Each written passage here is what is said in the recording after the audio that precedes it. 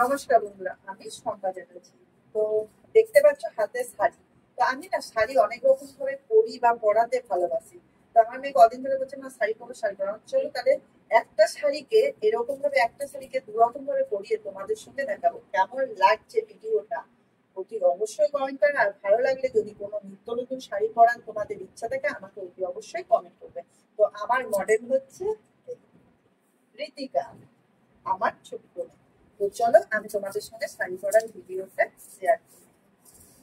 তো বন্ধুরা, শাড়িটা পরানো যাক। এই শাড়িটা আমি বাঙালি স্টাইলে বাঁদিকে করে পরিয়ে তোমাদের প্রথমে দেখাচ্ছি। তো প্রথমে শাড়িটা ভালোভাবে গেঁথে নিলাম। তো পুচকির প্রচণ্ড গরম করছে, ফ্যানটা বন্ধ করেছিলাম, আবার ফ্যান চালালো।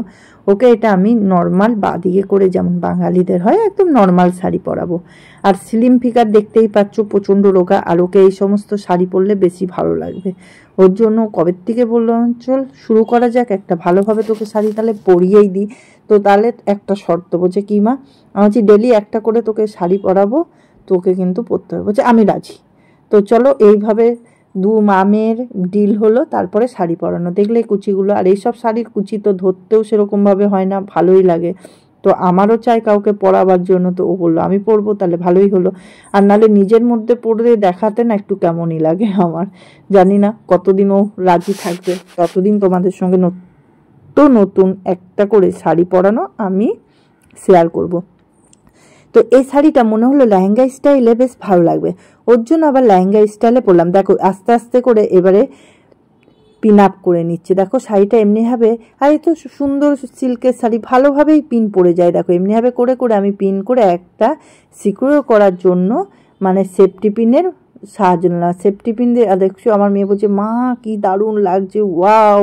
ও সে নিজেকেই আয়নায় দেখছে আর বলছে সত্যি বিশ্বাস করো।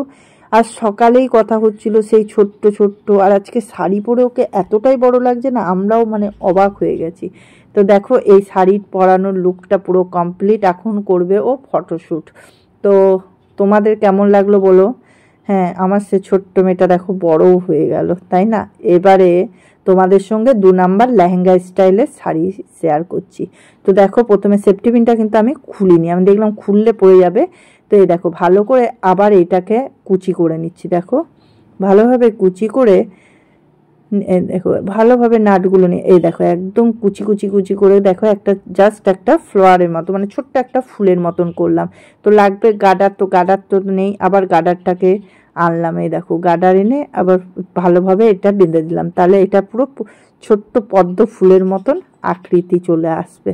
দেখো দেখো ছোট আকৃতি চলে এসে এটাকে এইভাবে সেফটি পিন টেনে নিতে হবে, তাহলে কি এটা ওইখান থেকে আর পড়বে না। কেন যেটা এটা আমাকে লেহেঙ্গা স্টাইলে পরাতে হবে, এটা ভালো করে সেফটি পিন এঁটে দেখো মেয়েটাকে বললাম সেফটি পিন দিতে, আবার বলছে মা দেখো আমাকে আবার কিন্তু গেঁথে দিও না। একবার ওকে শাড়ি পরাতে গিয়ে সেফটি পিনের পিনটা ওর মানে লেগে গেছিলো। তো তারপর থেকে ওর একটা শরীরে ভয় থাকে, মা সেফটি পিন আটকালেই 14 বার বলি মা সেফটি পিনটা কিন্তু দেখো আবার যেন এঁটে দিও না। তো আমার মডেলকেও তোমাদের কেমন লেগেছে অতি অবশ্যই কমেন্ট করবে। কিছু ফটোশ্যুট করেছে, সে ফটোগুলোও তোমাদের আস্তে আস্তে শেয়ার করব। এটা পুরো একটা লেহেঙ্গা স্টাইলের শাড়ি পরাবো, আর সত্যিই সুন্দর। লেহেঙ্গাটাতে বেশি মনে হচ্ছিলো ভালো লাগছিলো, নতুন একটা লুক। আর বাচ্চা মেয়ে তো ওদেরকে দেখবে যেমনভাবে যেমনই করি দাও বেশ যেন ভালোই লাগে, একটা ডল ডল ভাব। আমার কিন্তু সামনের শাড়ির পোর্শনটা ঠিক হয়ে গেছে, দেখতেই পাচ্ছ।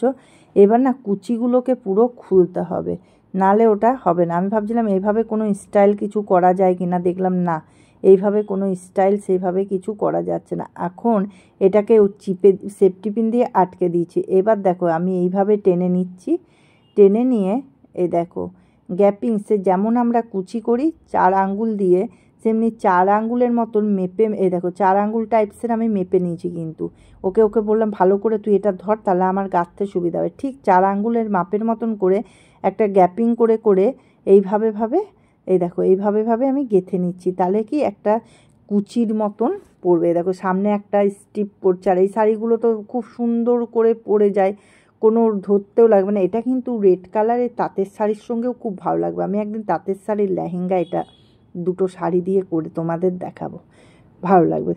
তো এই দেখো এইভাবে আমি পুরো শাড়িটাকে গোল গোল করে ঘোরাচ্ছি। আমি বললাম তুই ঘোর, ও সে নড়েই যাচ্ছে যেমন, আর খুব নড়ে, খুব চঞ্চল।